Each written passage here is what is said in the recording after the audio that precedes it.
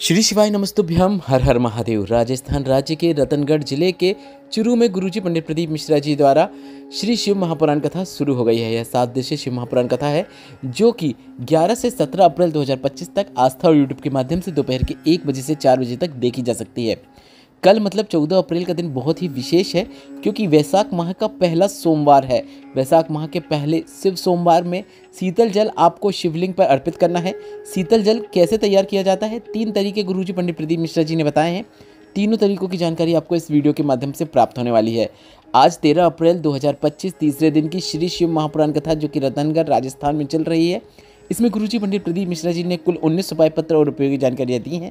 सभी की जानकारी हम आपको इस वीडियो के माध्यम से देंगे। अगर किन्हीं कारणवश आपने आज की कथा नहीं सुन पाई है तो पूरी कथा का रास्ता तब आपको इस छोटे से वीडियो से प्राप्त होने वाला है।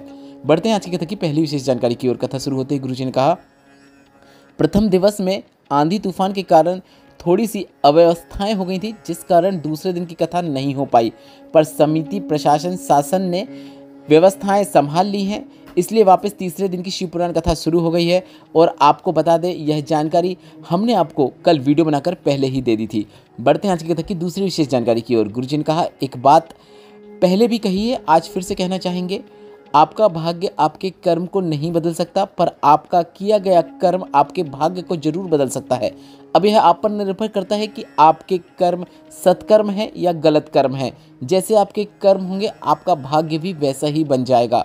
बढ़ते हैं आज की कथा की तीसरी विशेष जानकारी की ओर। गुरुजी ने कहा, पहले के समय में सनातन धर्म को तोड़ने के लिए 3 पर घात किया गया, रोटी, बेटी और चोटी।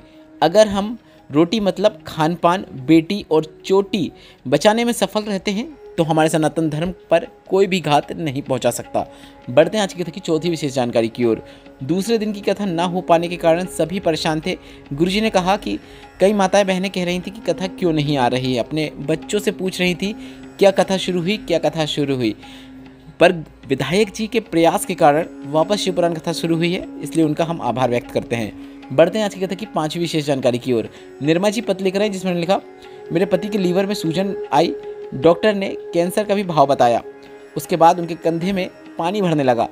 आप कहते हैं कि शिव का रूप डॉक्टर होते हैं, हमें डॉक्टर का भी पूरा इलाज करवाया पर लाभ नहीं हो रहा था। दवाइयों के साथ हमने किसी के कहने पर 1 लोटा जल शिवलिंग पर चढ़ाना शुरू किया, जल प्राप्त करके पति को देना शुरू किया, बेलपत्र देना शुरू किया, मंदिर में साफ सफाई का कार्य भी कर देती। 1 महीने तक लगातार ऐसा किया। इसके बाद हमने फिर से जांच कराई तो सभी रिपोर्ट नॉर्मल आ गई हैं। उसी का आभार व्यक्त करने हम कथा पंडाल में आए हैं। बढ़ते हैं आज की कथा की 6वीं विशेष जानकारी की ओर। नर्मदा जी पत्र लिख रहे हैं जिसमें लिखा, मेरी शादी 2008 में हुई थी, मेरी 3 बेटियां हैं, पर पुत्र के बारे में सभी कहते थे। फिर मैंने पशुपतिनाथ व्रत किया, गर्भ ठहर गया, पर बच्चेदानी में बहुत सी गांठें थी। डॉक्टर ने कहा कि बच्चा को हटाना ही सही रहेगा। हमने आपकी कथा सुनना शुरू किया, रोज मंदिर में जाना शुरू किया। मैं हमेशा श्री शिवाय नमस्तुभ्यम, नमः शिवाय, ओम नमः शिवाय इस मंत्र का जाप करती रहती, शिवलिंग पर चढ़े हुए जल का आचमन करती, और अगली बार जब मैंने जांच कराई तो सभी गांठ गल चुकी थी। उसी का आभार व्यक्त करने हम कथा पंडाल में आए हैं। संतान सुख भी हुआ है। बढ़ते हैं आज की कथा की 7वीं विशेष जानकारी की ओर। गुरुजी ने कहा, 2 चीज़ों पर कभी भी आपको भरोसा नहीं करना है, टंकी में लगा हुआ नल और आने वाला कल। नल का पानी कब खत्म हो जाए किसी को नहीं पता। जब तक नल से पानी आ रहा है नहा लो, मुँह धो लो, और अगर कल के बारे में ज़्यादा सोचेंगे तो आप चिंता में पड़े रहेंगे। आने वाला कल कैसा होगा, आएगा भी या नहीं, यह सब आपको सोचना नहीं है। आपको जो आज है उसमें खुशी से और आनंद से जीना है। अपने जीवन का पूरा आनंद आपको प्राप्त करना चाहिए। बढ़ते हैं आज की कथा की 8वीं विशेष जानकारी की ओर। गुरुजी ने कहा, देवाधिदेव महादेव केवल ऐसे हैं जिन्हें बहुत अधिक मात्रा में नहीं चाहिए। केवल 1 दाना भी अगर आप चढ़ा रहे हैं तो वह भी पर्याप्त है, बस वह पूर्ण होना चाहिए, टूटा हुआ या फिर आधा या अधूरा नहीं होना चाहिए। बढ़ते हैं आज की कथा की 9वीं विशेष जानकारी की ओर। गुरुजी ने कहा, पशुपतिनाथ व्रत में जब भगवान के लिए हम शाम का प्रसाद बनाते हैं तो वह प्रसाद का भाग भी पूरा मंदिर में ले जाकर भोलेनाथ के शिवलिंग के सामने ही उसके 3 भाग करने होते हैं, क्योंकि शिव को पूर्ण प्रसाद ही अर्पित किया जाता है। ऐसा नहीं कि थोड़ा सा प्रसाद आप अपने घर पे बच्चों के लिए छोड़ दिया। बढ़ते हैं आज की कथा की 10वीं विशेष जानकारी की ओर। गुरुजी ने कहा, ज़्यादा धन मिलता है तो लोग पागल हो जाते हैं, बहुत ज़्यादा प्रेम मिलता है तो लोग पागल हो जाते हैं, और जिसे स्वयं गिरधर गोपाल मिल जाए तो क्या मीराबाई भी शिव की भक्ति में लीन नहीं हो सकती, और लोग उन्हें भगवान की भक्ति में लीन होने के कारण पागल कहते थे।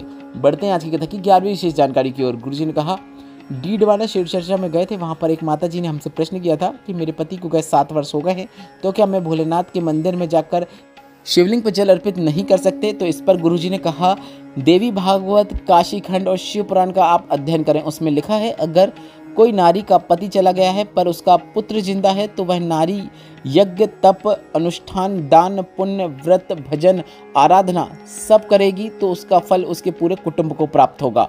बढ़ते हैं आज की कथा की 12वीं विशेष जानकारी की ओर। शिव महापुराण की कथा कहती है, तुम कितने ही अशुद्ध हो, पाप क्रम में लिप्त हो, पर अगर आप भगवान शिव की आराधना कर रहे हो, पूजन पाठ कर रहे हो, अर्चना कर रहे हो, ऐसा करने से भगवान शिव की कृपा आपको जरूर प्राप्त होती है और आपको सद्बुद्धि भी जरूर प्राप्त होती है।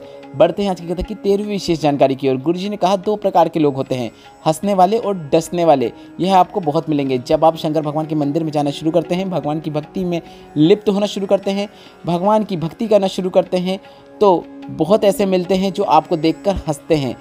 पर जब आपको भगवान की कृपा प्राप्त हो जाती है, जीवन में आप उन्नति प्राप्त करते हैं, तो वही लोग आपको डसने का कार्य करते हैं। आप तो यह बात याद रखिए, आग लगे बस्ती में, अपन रहे मस्ती में, क्या किसको रोइए, चादर तान के सोइए। बढ़ते हैं आज की कथा की 14वीं विशेष जानकारी की ओर। मुन्नी जी पत्र लेकर आए जिसमें लिखा, मेरे दोनों चेस्ट में गांठ हो गई थी। डॉक्टर ने कहा कि बड़ी बीमारी का भी योग लग रहा है। हमारी पड़ोसन आपकी कथा सुनती थी, उन्होंने आपकी कथा के बारे में बताया और हमने कथा सुनना शुरू किया और डॉक्टर की दवाई के साथ साथ कथा सुनते रहे।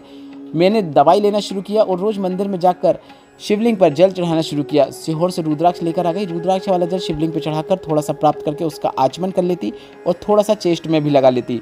आज डॉक्टर ने कह दिया है कि बीमारी नहीं है, उसी का आभार व्यक्त करने हम कथा पंडाल में आए हैं। बढ़ते हैं आज की कथा की 15वीं विशेष जानकारी की ओर। ऋचा शर्मा जी पत्र लेकर आए जिसमें लिखा, मैंने IVF भी कराया पर संतान सुख नहीं था। डॉक्टर ने कह दिया था कि आप बच्चा गोद ले लो क्योंकि संतान सुख नहीं हो सकता। सभी ताने भी देते थे। फिर आपकी कथा सुनना शुरू किया। 1 लोटा जल शिवलिंग पर चढ़ाना शुरू किया। सफेद आंकड़े कीचड़ का प्रयोग किया। 108 चावल के दाने का उपाय भी किया। बाबा की कृपा से संतान सुख हुआ है, उसी का आभार व्यक्त करने हम कथा पंडाल में आए हैं। बढ़ते हैं आज की कथा की 16वीं विशेष जानकारी की ओर। गुरुजी ने कहा, कोई तुमसे कहे शिव पर जल मत चढ़ाओ, भगवान का नाम मत लो, शिव का पूजन अर्चन मत करो, तो अगर ऐसी बात तुमसे कोई कह रहा है तो उस व्यक्ति का आपको साथ छोड़ देना चाहिए। बढ़ते हैं आज की कथा की 17वीं विशेष जानकारी की ओर। उषा जी पत्र लेकर आए जिसमें लिखा, मेरी बेटी के घर में संतान सुख नहीं था, डॉक्टर को दिखा कर थक गए थे। आखिरी में शिव पुराण कथा पर विश्वास किया, सफेद आंकड़े की जड़ का प्रयोग किया। सालासर की कथा हमने पंडाल में बैठकर सुनी। 2 चीज़ें हमने पंडाल में बैठकर मांगी कि बेटी के यहाँ संतान सुख हो और बहन जो कि 40 साल से कान से पीप निकलता रहता था उससे परेशान थी, उसे लाभ हो। पंडाल की रच को हमने बेटी और बहन दोनों को दिया, उन्होंने शरीर में लगाया, दोनों को लाभ हो गया है, उसी का आभार व्यक्त करने हम कथा पंडाल में आए हैं। बढ़ते हैं आज की कथा की 18वीं विशेष जानकारी की ओर। 14 अप्रैल मतलब कल बहुत ही विशेष दिन है, वैशाख माह का पहला सोमवार है और इस दिन आपको भोलेनाथ को शीतल जल अर्पित करना है।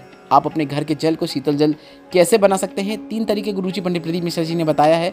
इस प्रकार से शीतल जल आप तैयार करके भोलेनाथ के शिवलिंग पर अगर अर्पित करते हैं तो आपकी हर मनोकामना पूर्ण होती है। पहला तरीका यह है, अगर आपके घर में मिट्टी का मटका है, मतलब उसमें से आप अगर जल ले रहे हैं तो यह शीतल जल है, यह आप सीधे भोलेनाथ के मंदिर में जाकर शिवलिंग पे अर्पित कर सकते हैं। यह पहला तरीका था। दूसरा तरीका यह है, अगर मटका नहीं है तो आपके घर में अगर कोई बड़ा दीपक है या फिर कोई ऐसा मिट्टी का पात्र है, उसमें आप जल भर दीजिए, रात भर भरे रहने दीजिए और सुबह वह जल अपने तांबे के कलश में ले लीजिए और वह जल आप सीधे ले जाकर भोलेनाथ के शिवलिंग पर अर्पित कर सकते हैं। तीसरा तरीका है, ना आपके पास मटका है ना ही आपके पास मिट्टी का कोई पात्र है, तो आप एक बेलपत्र लें, अपने तांबे के कलश में जल भर लें, उसके अंदर आप बेलपत्र डाल दें और इसके बाद यह जल सीधे ले जाकर भोलेनाथ के शिवलिंग पे अर्पित कर दें। बेलपत्र को निकाल कर शिवलिंग पे अर्पित कर दें। इस प्रकार से भी आप शीतल जल शिवलिंग पे अर्पित कर सकते हैं। इन तीनों प्रकार से आप शिवलिंग पे जल अर्पित कर सकते हैं, वह जल शीतल जल कहलाता है। आपको जो तरीका ठीक लगे आप उसका उपयोग कर सकते हैं।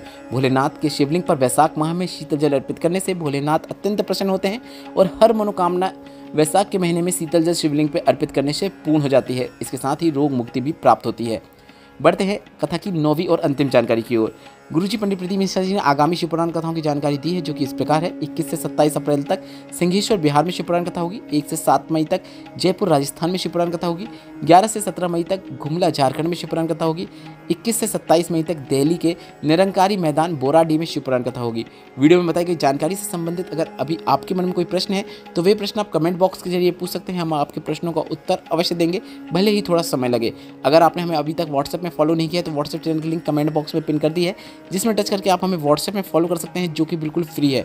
व्हाट्सएप में हम रोजाना की तिथियों की जानकारी के साथ कई उपाय भी बताते हैं, वीडियोस डालते हैं, ताकि जो जानकारी आपको यूट्यूब के माध्यम से भी नहीं मिल पा रही है, वही जानकारी आपको व्हाट्सएप के माध्यम से मिल पाए।